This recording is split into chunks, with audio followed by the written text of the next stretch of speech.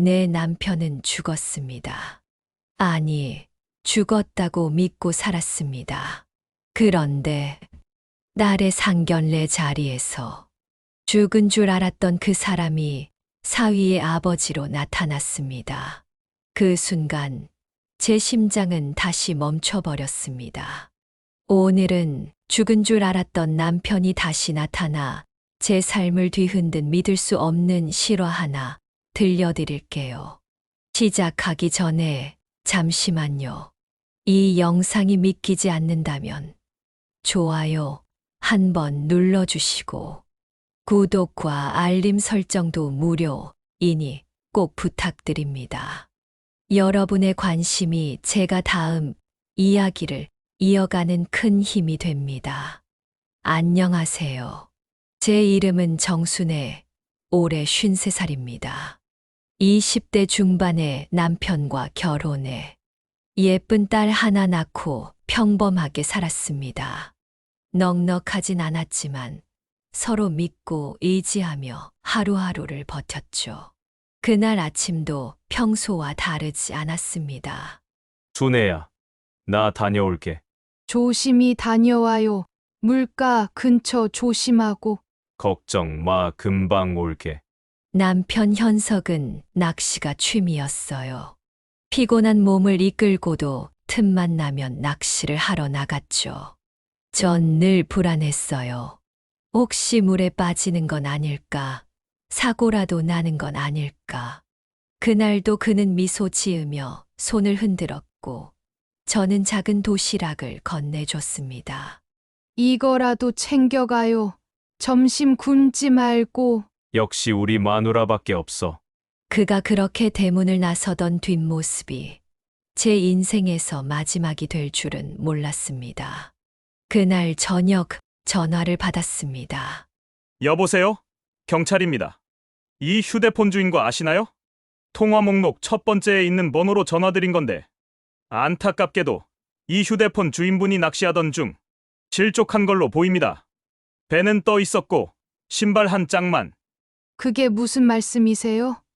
좀 아까까지 통화도 했었는데 그럴 수는 없어요. 어떻게 사람이 그렇게 몇 시간 만에. 시신은 끝내 나오지 않았습니다.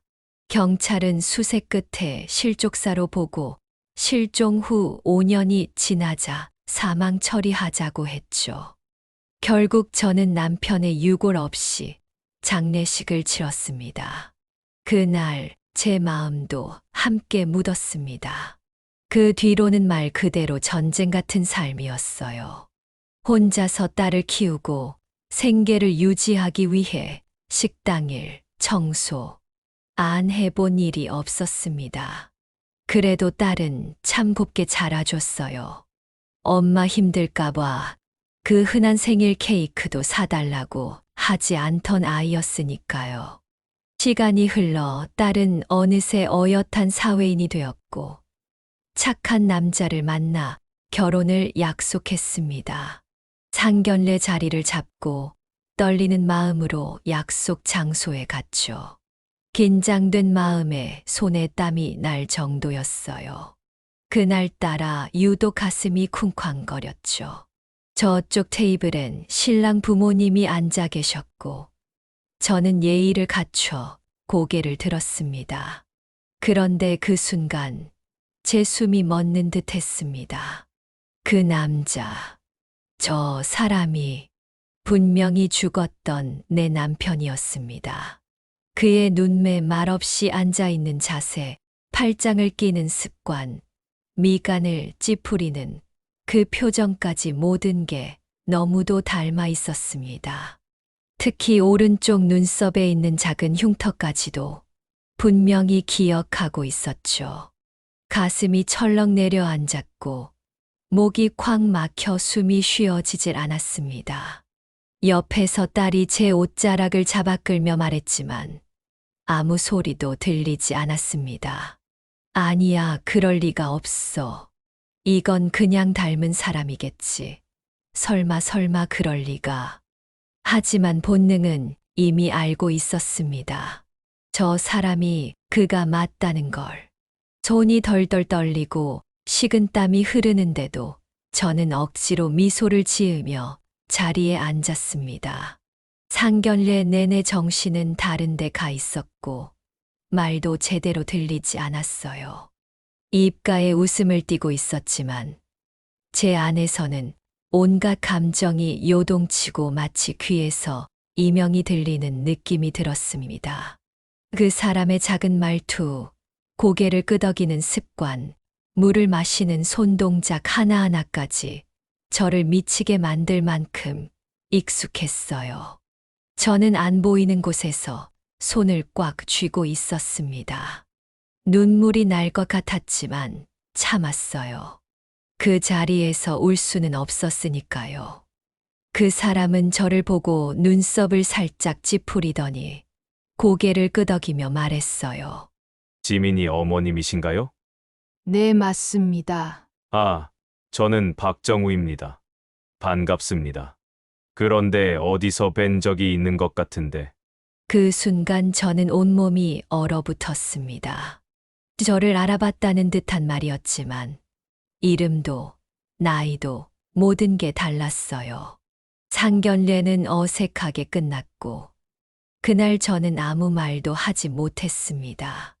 며칠을 고민하다 결국 저는 그의 집 앞까지 찾아갔습니다.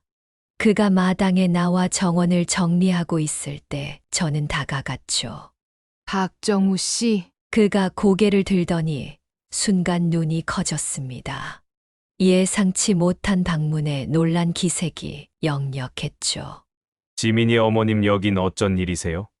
그의 목소리는 분명 공손했지만 어딘가 경계심이 느껴졌습니다. 저는 심장이 마구 뛰는 걸 숨기며 애써 태연한 척 말했습니다. 제가 좀 이상한 질문을 드릴지도 몰라요. 그냥 아무것도 묻지 마시고 제 말에 꼭 답해 주세요. 혹시 박정우 씨 성함은 본명이신가요? 그는 눈썹을 찌푸리며 멈칫하더니 잠시 생각한 뒤 조심스레 말했습니다. 네, 맞습니다. 박정우입니다. 그런데 왜 그러시죠? 실례가 안 된다면 고향은 어디세요? 나이는 어떻게 되시고?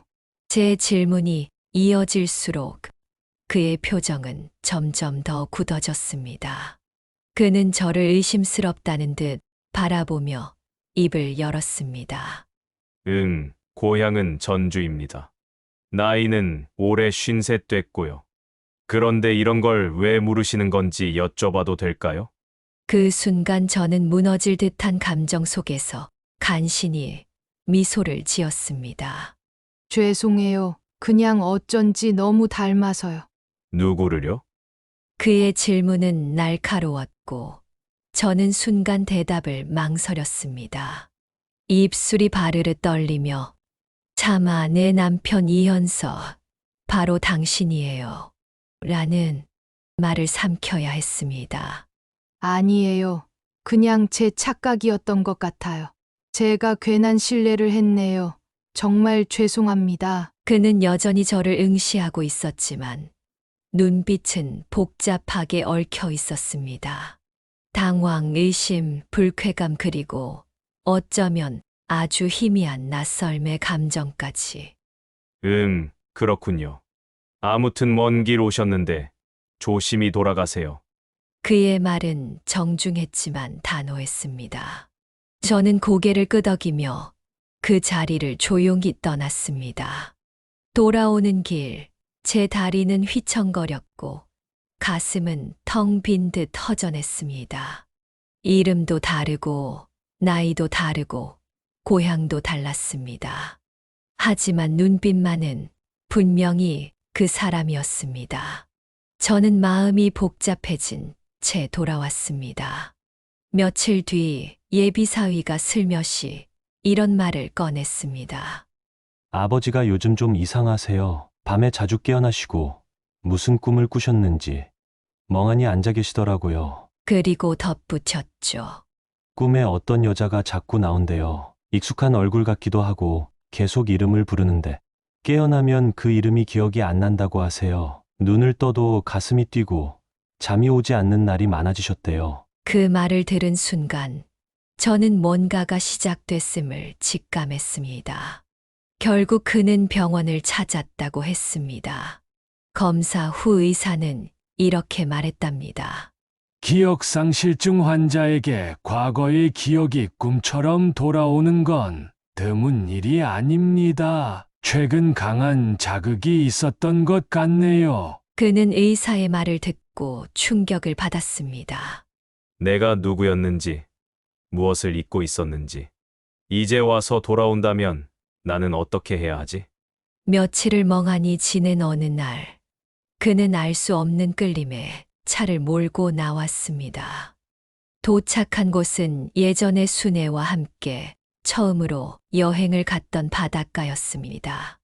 무의식이 그를 그곳으로 이끈 것이었죠.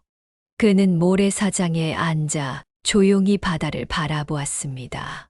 그때 멀리서 누군가가 다가오는 뒷모습이 보였습니다. 바로 저였습니다. 조개 목걸이를 손에 들고 바다를 바라보던 제 모습에 그는 갑자기 머리를 감싸주며 주저앉았습니다. 수많은 장면들이 필름처럼 머릿속을 스쳐 지나갔습니다.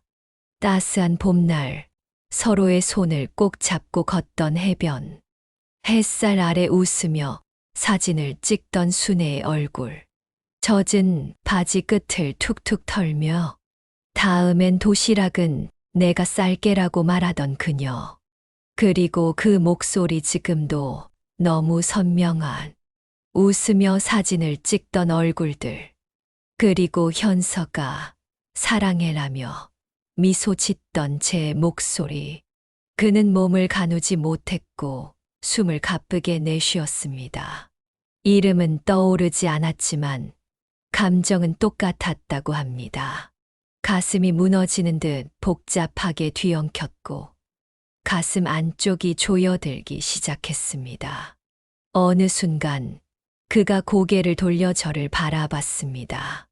우리의 눈이 마주쳤고 저는 심장이 쿵 하고 내려앉는 느낌을 받았습니다.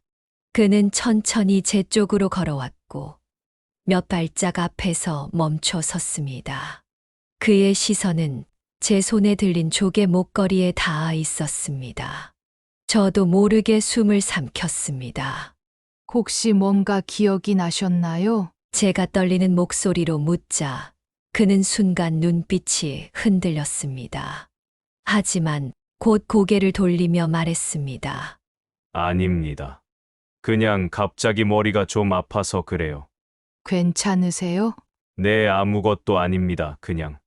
그의 말은 평온해 보였지만 눈빛은 불안정했고 제 눈을 피하는 모습이 분명히 느껴졌습니다. 그는 분명 무언가를 숨기고 있었어요. 하지만 저는 아무 말도 하지 않았습니다. 그가 그렇게 해야만 한다면 이유가 있을 거라고 생각했어요. 며칠 후 저는 우연히 그를 다시 보게 되었습니다. 우리 집 근처 골목 어귀 차 안에 앉아 조용히 지민이를 바라보고 있던 그의 모습. 그 눈빛은 말로 설명하기 힘든 슬픔과 그리움이 담겨 있었습니다. 저는 천천히 다가가 조용히 창문을 두드렸습니다. 그가 깜짝 놀란 표정으로 고개를 돌렸고 곧 억지로 미소를 지으며 창문을 내렸습니다. 지민이 어머님 여기서 뵙네요. 그의 말투는 여전히 박정우인 척하는 존댓말이었고 그 속엔 감추려는 당황함이 고스란히 느껴졌습니다. 여긴 어쩐 일이세요? 아, 그냥 근처에 볼 일이 있어서 지나가다. 혹시 지민이가 지나갈까 싶어서요. 그냥 뭐 잠깐 온 거예요. 그의 시선은 계속 도망가듯 피했고 저는 그런 그를 바라보며 조용히 말했습니다. 현석 씨, 당신 정말 아무것도 기억 안 나요? 그는 숨을 들이쉬며 말을 얼버무렸습니다. 그게 요즘 조금 머리가 복잡하긴 한데 진짜 아무 일도 아니에요. 오해하지 마세요. 그리고는 황급히 시동을 걸고 말했습니다. 그럼 전 이만 가보겠습니다. 좋은 하루 되세요. 그는 그렇게 허겁지겁 차를 몰고 떠났습니다. 마치 들킬까 두려운 아이처럼 도망치듯 말이죠. 그리고 이틀 뒤 갑자기 그가 저를 다시 찾아왔습니다. 우리는 근처 조용한 카페로 갔습니다. 심장이 뛰었습니다. 이 사람이 기억이 돌아온 걸까? 하며 저도 모르게 엄청난 기대감에 부풀어 있었습니다. 정장을 말끔히 차려입은 그는 자리에 앉자마자 눈을 피하며 정중한 말투로 말했습니다. 지민이 어머니만이 정순애 씨. 오늘 이렇게 시간 내주셔서 감사합니다. 그의 말투는 여전히 남 같았고 그게 더 제 가슴을 찢어 놓았습니다. 저는 솔직히 아직도 혼란스럽습니다. 당신을 볼 때마다 제 머리에 뭔가가 계속 스치듯이 지나갑니다. 당신이 저랑 과거에 어떤 관계였는지 정말 잘 모르겠어요. 하지만 지금 이대로가 제 삶이에요. 지금 가족도 아이도 저를 필요로 해요. 그리고 회사에서 제가 책임지고 있는 일도 많습니다. 저는 돌아갈 수 없습니다. 저는 그의 말을 조용히 듣고 있다가 차마 삼켰던 울음을 목 끝까지 끌어올렸습니다. 그래요? 그럼 이건 기억 안 나요? 저는 핸드백에서 오래된 사진 한 장을 꺼내 그의 앞에 내려놓았습니다. 젊은 우리가 바닷가에서 웃고 있는 모습. 그는 사진을 보는 순간 손이 잠시 떨리는 듯 했지만 곧 애써 무표정을 지었습니다. 이날 당신이 도시락 싸왔잖아요. 조개 목걸이도 주고 내가 감동해서 울었는데 당신 그날 내 손 잡고 뭐라고 했는지 기억 안 나요? 제 눈에는 눈물이 고였고 목소리는 떨렸습니다.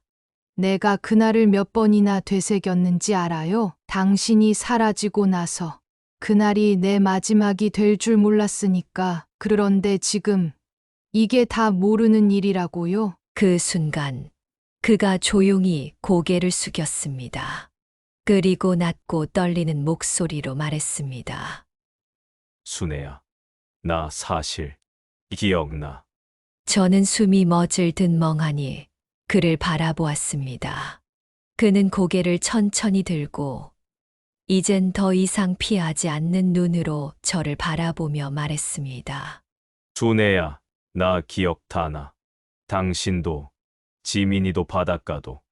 그날 우리가 여기서 함께 했던 것도 기억나. 그런데 나는 이제 돌아갈 수 없어. 그의 목소리는 전보다 낮고 단단했지만 안에는 죄책감이 짙게 배어 있었습니다. 지금 있는 가족도 나를 필요로 해. 아이도 내가 아빠라고 믿고 있고, 그 사람은 나를 믿고 있어. 나는 그 모든 걸 버릴 수가 없어. 지금 아내의 아버지 그러니까 장인어른께서 나를 그때 물에서 구해 주셨어. 그리고 운영하고 계신 병원으로 나를 데리고 갔고 며칠 만에 깨어는 났지만 모든 기억을 잃었었어. 나는 나를 구해준 그분을 나의 은인이자 아버지로 여기고 그분과 함께 살게 되었고 그러다가 그분의 딸과 결혼을 했어. 그 사람이 상견례 때 봤던 내 아내야. 나는 지금의 아내도 그리고 내 친아들은 아니지만 내 아내가 나와 결혼 전에 낳은 그 아이, 나를 아버지로 여기는 그 아이를 버리고 너에게 갈 수가 없어. 정말 미안해. 그러면서 그는 알 수 없는 봉투를 내밀었습니다. 안에는 두툼한 현금이 들어 있었습니다. 이건 당신이 그동안 고생했을 테니까 보탬이라도 됐으면 했어. 저는 비참했습니다. 그리고 손끝으로 봉투를 밀어냈습니다. 그리고 한참을 말없이 있다가 천천히 입을 열었습니다. 나는 당신한테 돈을 바란 적 없어요. 당신이 본의 아니게 우리를 떠났을 때도, 기억하지 못할 때도 단 한 번도 돈이 필요해서 당신을 찾은 게 아니에요. 제 목소리는 담담했지만 가슴 속에 쌓였던 말들은 멈추지 않고 흘러나왔습니다. 당신이 사라지고 나서 나는 지민이 하나만 보고 살았어요. 새벽마다 도시락 싸고, 낮에는 식당 일, 밤에는 건물 청소하면서 하루하루 버텼어요. 지민이 병원 한 번 제대로 못 데려간 적도 있었어요. 그 아이가 아빠를 그리워할까봐 괜찮은 척 웃어야 했던 날이 얼마였는지 알아요? 제 눈엔 다시 눈물이 고였고 목소리는 점점 떨리기 시작했습니다. 지민이는 그렇게 자랐어요. 아빠 없는 세상에서. 봐서 알겠지만 참 예쁘게 자랐어요. 혼자 학비 벌어서 대학 다니고 남들보다 더 착하게, 더 어른스럽게 자랐어요. 그런 아이한테 당신이 지금 건네는 이 돈이 그 시간을 대신할 수 있을 거라고 생각해요? 그는 말없이 저를 바라봤습니다. 그의 눈빛 속에는 말로 다 하지 못할 죄책감과 흔들림이 담겨 있었습니다. 능 뒤에서 그가 조용히 말했죠. 미안하다. 순애야. 정말 미안하다. 그날 이후 저는 다시는 그를 찾아가지 않기로 마음먹었습니다. 그가 원하지 않는다면 제가 아무리 붙들어도 아무 의미가 없으니까요. 대신 제 마음 속에서 그를 조금씩 정리하기로 했습니다. 하지만 문제는 지민이었습니다. 그 아이의 결혼을 어떻게 해야 할지, 이대로 진행시켜도 되는 건지. 제 머릿속은 온통 복잡한 생각들로 가득했습니다. 말을 꺼내려다가도 입이 떨어지지 않았습니다. 그 아이는 아무것도 모른 채 행복해했고 그 웃음을 망치고 싶지 않았습니다. 그동안 준비했던 웨딩 앨범, 드레스 피팅 일정, 청첩장 시안까지 도무지 입이 떨어지지 않았지요. 그런데 어느 날 저녁 지민이가 조용히 제 옆에 앉았습니다. 엄마 요즘 왜 그래? 하루하루 얼굴빛이 점점 안 좋아져. 무슨 일 있어? 그 아이의 눈동자는 어릴 때처럼 맑았고 제 마음을 꿰뚫는 듯 했어요. 저는 결국 더는 숨길 수 없겠다는 생각에 조심스럽게 입을 열었습니다. 지민아, 엄마가 지금부터 하는 말 잘 들어줘야 해. 그 남자가 네 아버지라는 것. 그 사람이 지금 네가 사랑하는 사람의 아버지로 살아가고 있다는 것. 기억을 잃고 살았다는 것. 그리고 이제는 기억을 되찾았지만 돌아오지 않겠다고 했다는 것. 지민이는 아무 말도 하지 않았습니다. 표정이 서서히 굳어가더니 고개를 숙인 채 일어나 방으로 들어가 문을 닫았습니다. 그 후 며칠간 지민이는 방에서 나오지 않았습니다. 남자친구에게 연락도 하지 않았고 회사에도 휴가를 냈습니다. 문 앞에 음식을 두고 기다렸지만 문은 좀처럼 열리지 않았습니다. 그 아이의 고통이 제 마음을 쉴 새 없이 쿡쿡 찔러댔습니다. 그럴수록 저는 더 견뎌야 했습니다. 이제는 아이가 이 진실과 마주하고 스스로 선택할 수 있도록 기다려줘야 했으니까요. 그리고 그로부터 일주일쯤 지났을까요? 지민이의 방문이 조용히 열렸습니다. 그 아이는 눈이 퉁퉁 부어 있었고 말라버린 입술로 조용히 말했습니다. 엄마 나 아빠 보고 싶어. 저는 아무 말 없이 고개를 끄덕였습니다. 지민이는 그날 남자친구와도 연락을 했고 며칠 뒤 조용히 다시 만남을 가졌습니다. 하지만 분위기는 전과 같지 않았습니다. 그날 밤 지민이는 제게 말했습니다. 엄마 나는 그 사람을 아직 사랑해. 그런데 우리 사이에 끼어 있는 이 진실이 너무 무거워서 아무렇지 않게 다시 돌아갈 수 없을 것 같아. 나 혼자만 사랑한다고 되는 게 아니니까. 저는 그 아이의 손을 꼭 잡아주었습니다. 그렇게 지민이는 긴 고민 끝에 파혼을 선택했습니다. 누구의 잘못도 아니지만 그 관계는 거기서 멈춰야 했습니다. 며칠 후 지민이는 조용히 아버지를 찾아갔습니다. 작은 카페에서 마주 앉은 두 사람 사이엔 긴 정적이 흘렀습니다. 지민이가 먼저 입을 열었습니다. 정말 제 아버지가 맞으신가요? 그는 순간 눈을 피하며 잠시 침묵했습니다. 그리고는 억지로 미소를 지으며 조용히 말했습니다. 예전엔 그랬을지도 모르지만 지금은 아닙니다. 지민은 입술을 꾹 다물었습니다. 그리고 아주 작게 떨리는 목소리로 말했습니다. 그렇군요. 저는 그냥 한 번쯤은 듣고 싶었어요. 제가 아빠라고 부를 수 있는 사람이 정말 있었는지. 그는 아무 말 없이 지민을 바라보다가 천천히 말했다. 지민 양 잘 자라줘서 고마워요. 정말 고마워요. 그리고는 자리에서 일어나 조용히 등을 돌렸습니다. 그 뒷모습을 바라보며 지민은 속으로 중얼거렸습니다. 그래, 이제 없던 일로 하자 그냥. 없던 일이야. 지민은 다시 일상으로 돌아갔지만 마음속엔 커다란 구멍이 남아 있었습니다.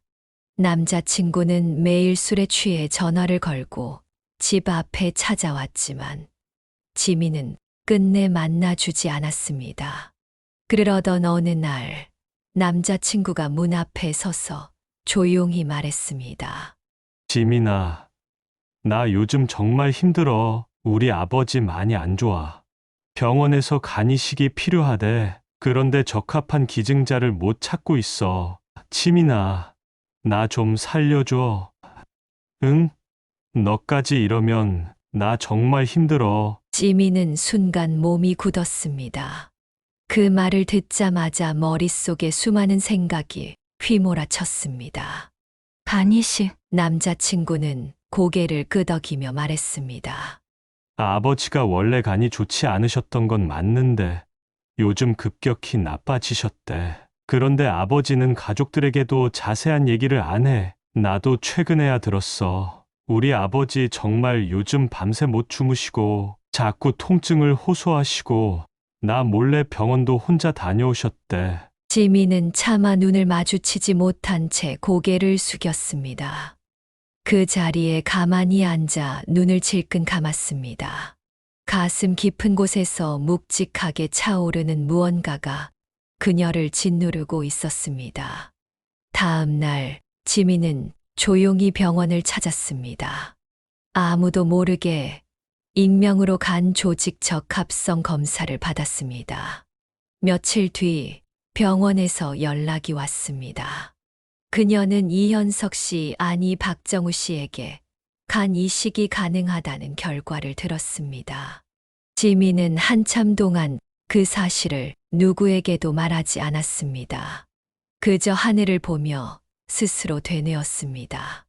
이게 내가 할 수 있는 마지막일까 아니면 이걸 해버리면 더는 끝낼 수 없게 되는 걸까? 하지만 그 병원은 현석의 장인어른 병원이니 지민이 검사를 받은 사실이 곧바로 현석의 귀에 들어갔습니다. 그는 병실 침대에 앉아 있다가 담당 의사에게서 그 이야기를 들었고 곧바로 병원 복도를 걸어 나왔습니다. 그리고 병원 로비에서 지민과 마주쳤습니다. 지민 양 왜 그랬어요? 그는 조용히 물었습니다. 지민은 아무 대답도 하지 않고 고개를 숙였습니다. 왜 그런 짓을 해요? 나 지민 양한테 그런 부탁한 적 없어요. 아무도 모르게 했어요. 그냥 마음에 걸려서. 현석은 지민의 말을 듣고 잠시 말이 없었습니다. 그러다 고개를 절레절레 흔들며 말했습니다. 나는 지민 양의 간을 받을 수 없어요. 절대. 그건 할 수 없어요. 이건 내 잘못에 대한 벌이에요. 난 그걸 안고 살아야 해요. 그의 말은 단호했고 슬픔과 죄책감이 뒤섞여 있었습니다. 지민은 아무 말 없이 그를 바라보다 고개를 끄덕이고 돌아섰습니다. 그날 이후 지민이는 더 이상 병원을 찾지 않았습니다. 그 일도 마치 없던 일처럼 가슴속 깊이 묻어두기로 했습니다. 현석은 병실로 돌아가서 한동안 아무 말 없이 침대에 앉아 있었습니다. 창밖으로 들어오는 햇살이 무색하게 그의 얼굴엔 깊은 그림자가 드리웠습니다. 시간이 지날수록 그의 몸은 점점 더 쇠약해졌고 병원에서는 긴급하게 간 기증자를 다시 수소문하고 있었습니다. 하지만 그는 어떤 제안도 받지 않았고 그저 조용히 병마와 싸웠습니다. 혼자였고 조용했고 모든 걸 받아들이려는 듯 고요했습니다. 어느 날 간호사가 병실 문을 열자 그는 창가에 앉아 멍하니 하늘을 바라보고 있었습니다. 오늘 하늘 참 맑네요. 그가 마지막으로 남긴 말은 그렇게 짧고 조용했습니다. 며칠 후 병원은 순애에게 연락을 해왔습니다. 그가 남긴 유언장이 있었고 마지막에 이렇게 적혀 있었습니다. 사랑하는 순애에게, 그리고 내 딸 지민이에게 마지막 순간까지도 용기가 나지 않아. 너희 곁으로 돌아가지 못한 비겁한 가장이자 남편이었어. 기억을 잃었었지만 나는 너희를 한 번도 잊은 적 없어. 매일 밤 지민이 어릴 적 목소리가 귓가에 맴돌았고, 순애, 당신이 만들어주던 된장찌개의 냄새가 문득문득 떠올랐어. 기억을 되찾고 나서부터는 하루하루가 벌처럼 느껴졌어. 당신들에게 다가갈수록 내가 잃은 것들이 더 선명해졌고 그 선명함이 나를 더 무너뜨렸지. 그래도 마지막까지 날 용서해주고 사랑해준 당신들 덕분에 나는 마지막엔 비로소 사람이었던 것 같아. 지민아, 네가 준 사랑과 용기 평생 간직할게. 순애야, 미안하고 고마웠어. 이 세상 어딘가에서 다시 만난다면 그땐 꼭 끝까지 당신 손을 놓지 않을게. 순애는 조용히 유언장을 접었습니다. 눈물은 나오지 않았습니다. 그저 마음속 깊은 곳에서 아주 조용한 바람이 하나 지나간 듯 했습니다. 며칠 후 지민은 회사를 그만뒀습니다. 오랫동안 반복된 일상 속에서 마음속 상처를 감추는 것에 지쳤기 때문이었습니다.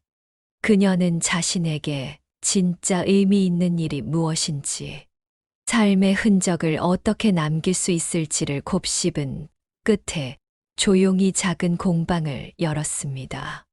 바닷가 근처 유리창 너머로 파도가 보이는 곳이었습니다. 그곳에서 지민은 조개를 하나하나 손질해 목걸이를 만들기 시작했습니다. 어릴 적 아빠가 만들어줬던 것처럼 그녀만의 마음을 담아 세상에 하나뿐인 목걸이들을 만들며 시간을 보냈습니다. 그리고 어느 날, 아주 맑고 고요한 날이었습니다. 지민은 조개로 만든 목걸이 하나를 손에 들고 바닷가에 앉았습니다. 그녀는 조심스럽게 모래 위에 그것을 올려놓고 파도 가까이에 걸어갔습니다. 하늘을 올려다보며 조용히 중얼거렸습니다. 아빠 잘 가요. 이제 정말 편히 쉬어요. 그날 바람은 유독 부드러웠고 하늘은 참 맑았습니다. 그리고 지민의 눈가엔 고요한 웃음이 번졌습니다. 비로소 오래도록 눌러왔던 그리움과 이별을 온전히 흘려보낸 날이었습니다. 삶은 때로 상상할 수 없는 방향으로 우리를 데려갑니다. 사랑했던 사람이 낯선 얼굴로 다시 나타나고 끝났다고 믿었던 인연이 또 다른 이름으로 우리의 앞에 서기도 합니다. 하지만 그 모든 경랑 속에서도 끝내 우리를 붙잡아 주는 건 진심과 용기입니다. 누군가는 용서함으로, 누군가는 놓아줌으로 또 누군가는 묵묵히 살아내는 것으로 사랑을 증명합니다. 이 이야기를 듣는 당신의 삶에도 그 어떤 상처와 이별 앞에서도 다시 웃을 수 있는 날이 찾아오길 진심으로 바랍니다. 감사합니다. 지금까지 황혼의 늪이었습니다. 오늘 이야기가 좋으셨다면 무료 구독, 좋아요, 알림 설정도 꼭 잊지 말아주세요. 당신의 따뜻한 클릭 하나가 제가 다음 이야기를 계속 써내려갈 수 있는 가장 큰 힘이 됩니다. 오늘도 모두 고생 많으셨습니다.